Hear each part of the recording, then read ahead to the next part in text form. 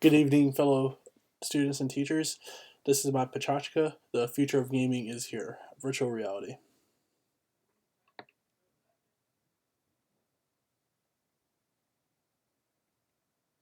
The start of virtual reality. We first heard virtual reality from Stanley G. Weibum's Pygmalion Spectacles, which is a short story that a wearer experiences virtual reality not just by immense graphics, but by also touch and smell.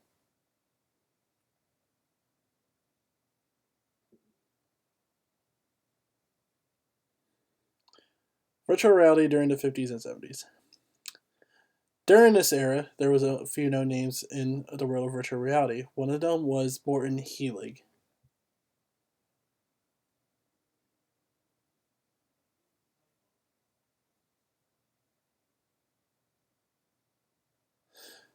Morton Helig's Sensorama.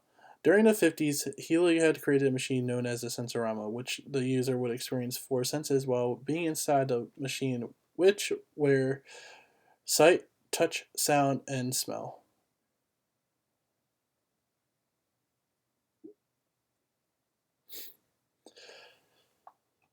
Thomas A. Furnace III. During the late 60s, Thomas A. Furnace had brought to the table for the Air Force a way to train pilots via flight simulator, which we now see not only as a tool but as a game too.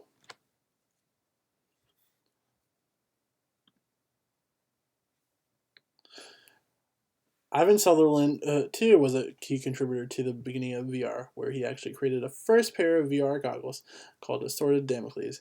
They might have not looked so fashionable, but they got the job done. He quoted that the 3D images were real.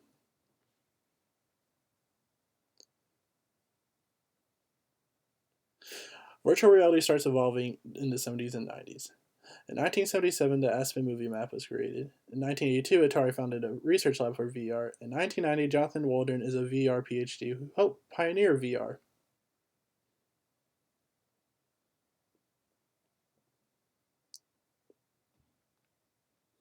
The Aspen movie map in 1977.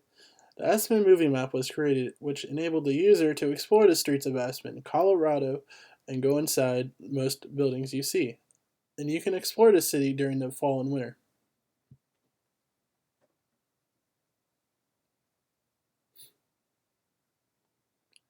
VR and Atari.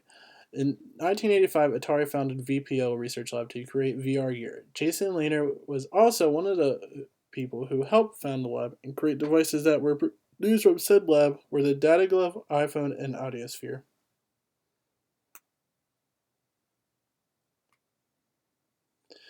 Jonathan Waldron. When you hear this guy's name, you're going to automatically think of the pioneer for everything VR, whose research helped with producing a number of VR devices, such as the device shown on the right, which is a VR visor and joystick.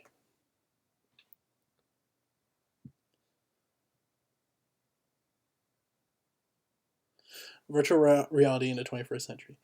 VR is starting to make its peak in the entertainment industry. In the 90s, there wasn't so much hype about VR then. However, VR today is starting to grow not only as an entertainment device, but as a tool to train soldiers and athletes everywhere.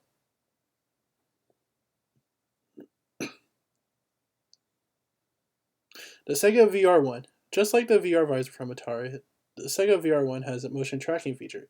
Even though the VR1 was never released for console, it did release an arcade version.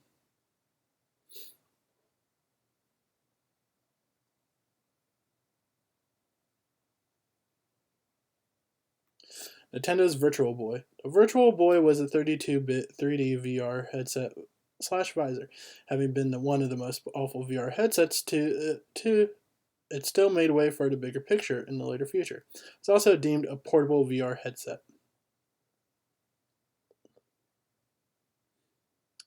Virtual reality in the present day. Even though these devices aren't out yet, the Oculus Rift, HoloLens, and Project Morpheus are all virtual reality headsets, which are due to release later this year.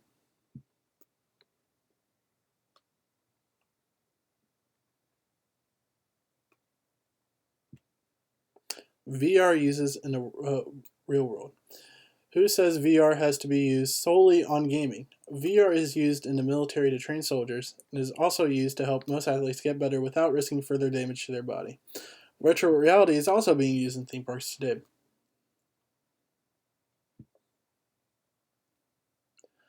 VR in the military.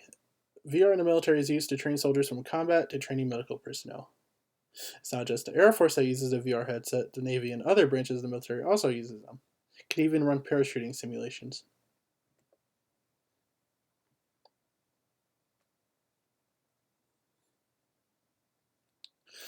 Sports using VR today. Many sports teams are using virtual reality to help train their athletes more efficiently. Sports leagues that uses the VR software are as followed: NFL, NBA, NHL, and MLB. How VR helps these teams? Well, they can prevent athletes from getting hurt during their off-season training. Virtual reality in the theme parks. One of the few Six Flags parks in the country is using VR on their roller coasters to make it more interesting. As you're riding, you will be in a cockpit of futuristic fighter jets killing aliens.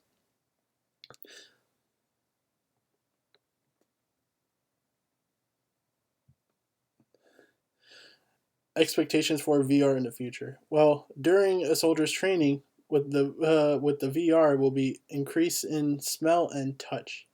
And in sports, I think it would also stimulate sight and touch.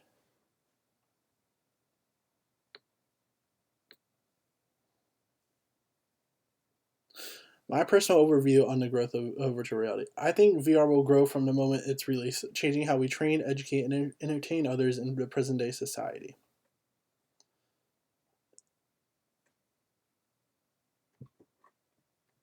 And that is the end of my slideshow. My Pachachka